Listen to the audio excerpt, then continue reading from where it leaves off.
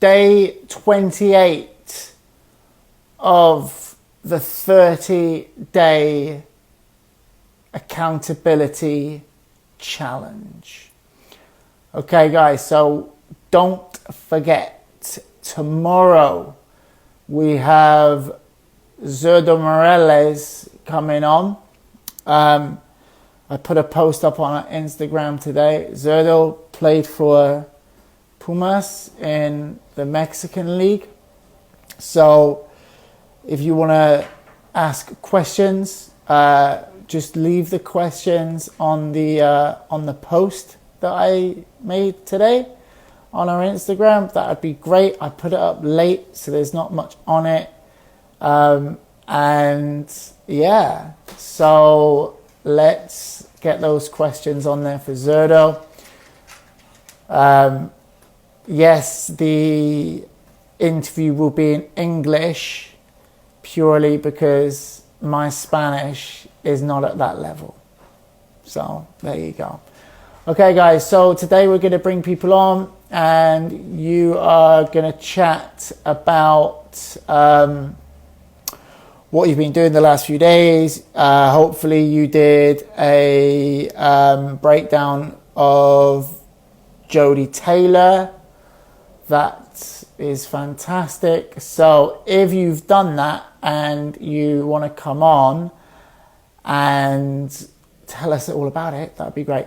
Advice to keep motivated. So that's actually a good question, right? Because right now we're in a place where you know, every day seems to be just mundane going into the next day, right? But to stay motivated, all you've got to do is set those little goals. So before you go to bed at night, write down what you want to accomplish the next day, and you get up and you go at it. Don't lay in bed. Don't lay in bed. That's the worst thing you can do. You got to get up and go at it as soon as you get up. That's what I do. So we're going to bring on Talia if she answers. Talia! Hi. Oh my gosh, you haven't grown in the 2 years since I last saw you. Yeah, now I'm 5'3". I'm so tall. Oh my god, you got funny. When did that No, happen? I was already funny. I was already funny looking. Fell You're for it. so funny. It's about time people recognize that fact. I am funny. What do you want me to talk about? So, Talia, first of all, tell the people where you are. Marylyns. Yeah, not your exact address. That would be weird. Okay, yeah. So I just said the state. I didn't say... Okay, calm down. So you're in Maryland. You play for who? Bethesda. ECNL. ECNL. And something traumatic happened to you. What was it? I tore my ACL, my meniscus, and chipped all my cartilage in my knee. How did that happen? So I was playing in a game. Like, this was during high school season because I'm a freshman. But it wasn't in a high school game. We were playing in a preseason tournament against McLean.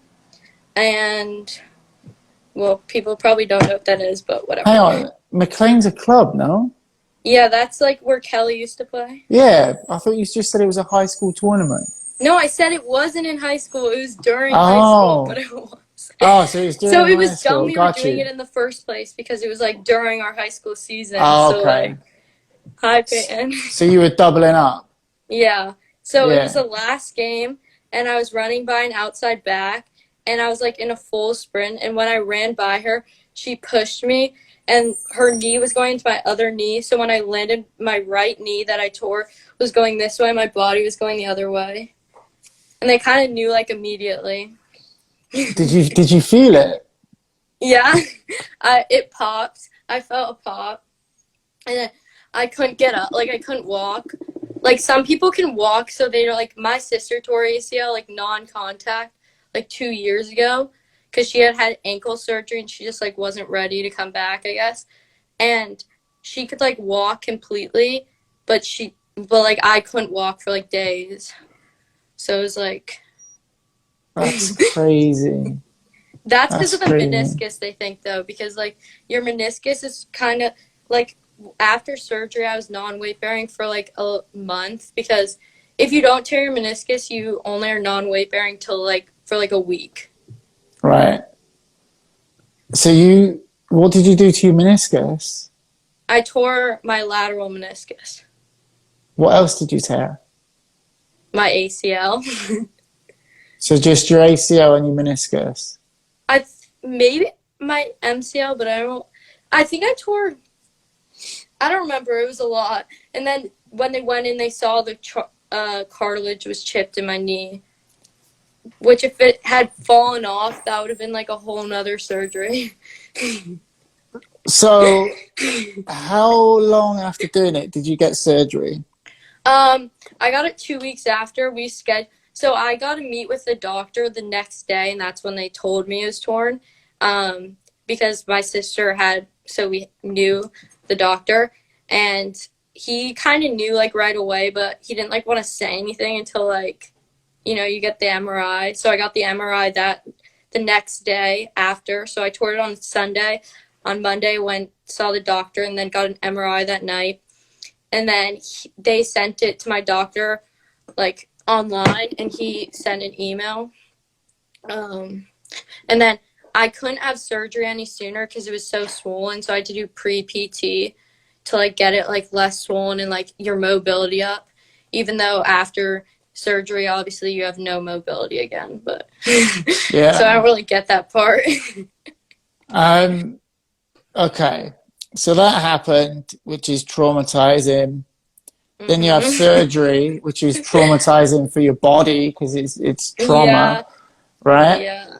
And that's not good. So tell me about how you recovered. What do you mean? Like how did you recover from it? Like tell us about your rehab. Like mentally or physically? Like both. Both. Okay, Because so mentally is completely different, right? Yeah. It's so hard.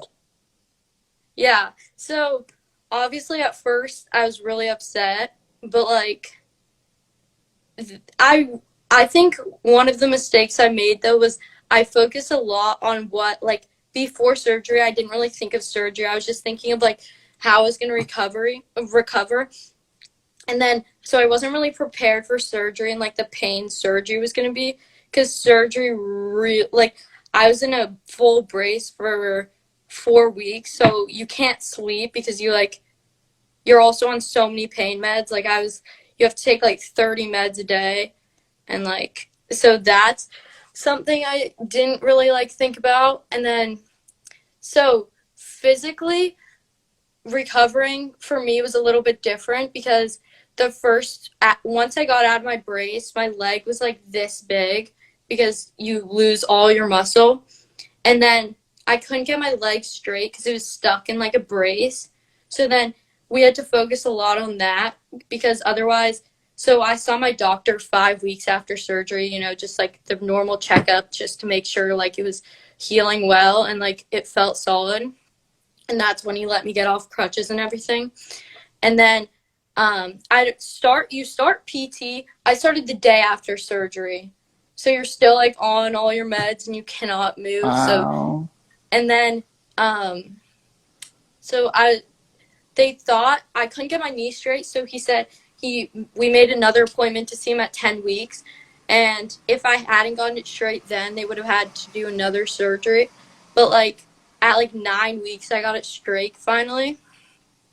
But, I also went to the Bahamas, and like it's like a lot of walking. And then it wasn't getting straight again, and I didn't see my PT for like a week or two, so that was bad. But like that was like, and then it's really weird recovery, because then at like 3 months they didn't think I'd be able to run like as soon as I did, because like obviously I had a rough beginning. But then when I got to run, I like started overdoing it. Like I would just run. You're supposed to run 1 minute, walk 4 minutes or whatever. I would run like 2 miles. And like so then the next day I literally could not walk or like get up because it's like your leg is not like it still isn't like equal size. It's like it's really close now, but like your leg is literally like this big. How far past are you now? I'm just over 6 months. And when are you cleared for full contact? So I was supposed to get cleared by my doctor last week, but that's like just like cleared to be like cleared by your PT. But my PT is like really like he likes to take things like really slow. But I've been seeing a trainer, so like he likes to go faster, but my PT took things really slow and he doesn't really clear people before 12 months because now things are showing that like before 12 months is like 10 times higher like of re-tearing, something like that. So yeah, so I'll probably get, it really depends on what we end up doing. 'Cause I don't think I'll end up playing high school, even if there is high school soccer, because we didn't play in the fall. So I'm either going to be clear at the end of summer or like mid-fall. So I don't really know. So really, this whole Corona situation's been all right It's for you, isn't so it? good for me. Yeah, because you're not missing out Yeah. on anything. I didn't miss any club soccer. Like I missed like maybe like one game. Yeah. Why not? By the way, your PT is smart. Yeah. Don't rush back. He's really good, but like some things like we didn't see eye to eye. That's gonna happen though. But I do virtual PT with him like 2-3 times a week. And then, but basically now I'm doing everything. Like I'm doing, it's just like non-contact is like because once you're, like my doctor said this, like 6-7 months you're going to feel ready to play, but it's just like you're not, like because your ACL takes over a year to regrow or something. okay. Let me ask you about the mental aspect. Where Okay, so this is basically forecasting, right? Because the biggest hurdle that I see is the first day of full contact. yeah. How are you going to handle that?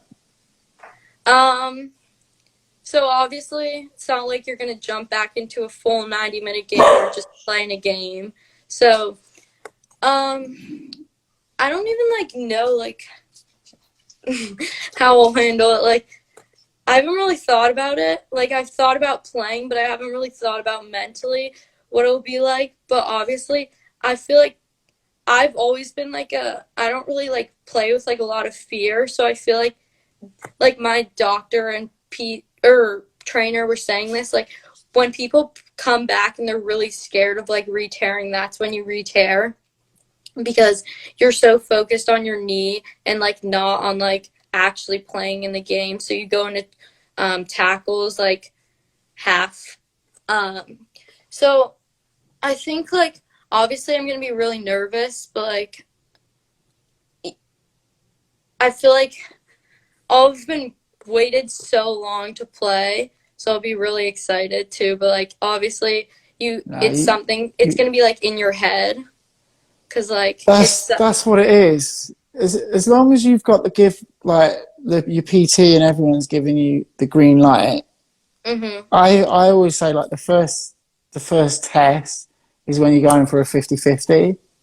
Mm-hmm. And once you've got that out of the way, you're golden. Yeah, I think right? it'll also be like, I think with an ACL, like other than other things, like I feel like when you come back from like a broken foot or something, like it's like that's when you're like you haven't really you're coming back and it's like you're playing in a full or you're playing in a game. With an ACL you like run and you do all these things before you're playing contact, so I feel like you're kind of building up to it, which I feel like you're like have all your endurance, like you're so ready to play. I feel like by 12 months that it's like it's really just like mentally like can you like not think about it and just like play. Yeah.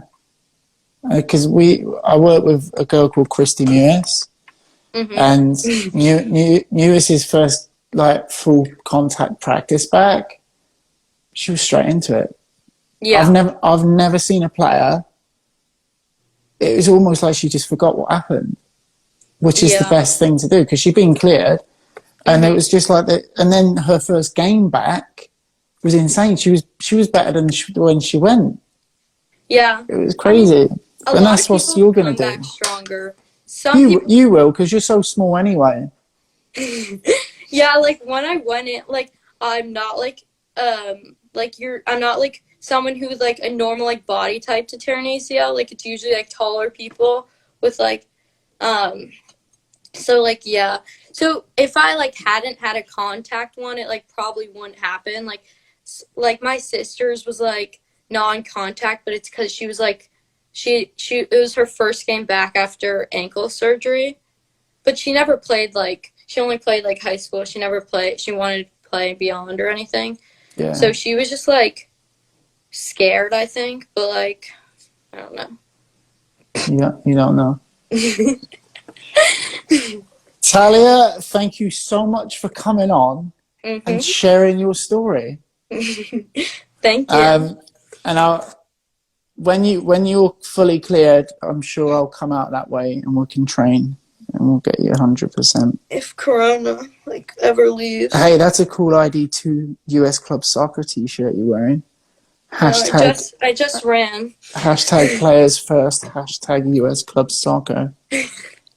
All right, Talia, you're awesome. I'll talk to you soon. Okay. Thank you. You're welcome. Okay, guys, so I'm glad we were able to get Talia in because I wanted you guys to hear her story. Great player, great kid, and you can see just from her personality, she's going to bounce back very, very strong from the ACL. So, guys, I'm going to bring one person on to go over Jody. Okay. And that person is True. Girl, you know it's True. Hey, True. Hi. How are you? What's up? Hey, True. I've got a top like that as well. I put it on my Instagram today. Yeah. Let me show you this thing. Where is it? Look. Look at that. Oh, that's cool. Yeah. Well, True, I hate to tell you, but I'm pretty cool. Yeah, I can tell. You know, if you didn't know, pretty cool. True, tell me about Jodie Taylor. Well, I couldn't find the full match for the 2015 World Cup quarterfinals with them. Okay. So I decided to watch her game with Rain versus Portland Thorns. Okay. And this was actually the semifinal before, like, this team got to go to the final, the playoffs in the semi-professional league. So I did my game analysis. Tell me about it. So it was Rain against Portland, and Rain was playing a 4-3-3, and Portland was playing a 4-2-3-1. And both the teams really had a really aggressive attacking style of play. And like when and with the ball, they both had it. But most importantly, like when Rain had the ball, they kept possession, but they also attacked towards Portland's net while keeping possession and passing. So that was good. I played midfield, and I was watching the midfielders as well as Doherty. And I feel like the midfielders really helped control the center of the field. They not only came back for the defenders, but also got those through balls and passes up to the forwards, which created a lot of opportunities for like Rapinoe and the forwards. Rapinoe had this beautiful shot and it hit the crossbar, and it was like, oh, it's going to go in. But what was the final score? The final score was 2-0 for Rain. So they got to go on to the playoffs. Okay. Who scored? Jody scored the first goal at 27 minutes, I think. And it was like a cross in behind the keeper to the left back net. And then Beth Bethany, I don't know how to say her last Bethany name. Balser. Yeah, Balser. She scored at like 90 minutes, like right before they went into overtime. And yeah. Okay. Who would you say was the best player? I couldn't really focus on the best player, especially for Rain's team, because they all really connect together as a team. Their midfielders and wings do a beautiful job at getting those balls up to their forwards and creating passes. I feel like Rapinoe and Jordy had a really big effect on the game because, of course, Rapinoe had those attacks. He had like 8 or 9 corners in the game, which created pressure on the other team's defense. And then, of course, Jordy forced the first goal, which created pressure on like Portland Thorns. They're like, oh shoot, I need to like step it up. Yeah, So, yeah, they're all pretty good, right? How's your mental training going? I could say it's going pretty well. I've loved doing the challenge every day and joining. I feel like it's really helping me a lot because I would always struggle with like confidence on the field. And I feel like it's really helping me gain my confidence and knowing what I can and can't do and what I need to work on. So it's helping a lot. It's getting Brilliant. better. Remember, soccer's not that important. Okay. True, thank you for coming on. I appreciate it. I appreciate True. Get it? I appreciate you. I appreciate True. Hey! All right, True, I'll get you back on soon. Oh my gosh. Okay. Hang on, whoa. That's my pug. Yo, you don't just throw a pug in my face. Is there two? What? There's 2 dogs there? This is Roxy. What's up, Roxy? Oh, stop. You got a boxer and a pug? Yeah. And a lab. And a big white lab. He's somewhere. Oh my gosh. So Gunner is a bulldog / pug. His mother was a bulldog, his dad was a pug. Yeah. Which is why he's my favourite, clearly. And I love boxers as well. True, you've just cheered me up by showing me dogs. Brilliant. Right, I'll talk to you soon. Thank Cheers, you. True. Bye. Have a good day. Okay, guys, so this is the player that I want you to analyze. It is Lynn Williams, Lynn Williams. Okay, plays for North Carolina Courage and the US. Get that done for tomorrow. And we have 2 more days of the challenge left after this. Also, don't forget, tomorrow we have Zerdo Morales coming on. So I want you to add your questions to that post that I put on today. Zerdo's kind of like a big deal in Mexico. Kind of was, yeah. So there you go. I will see you guys tomorrow, 4 p.m. Pacific, 6 p.m. Central, 7 p.m. Eastern.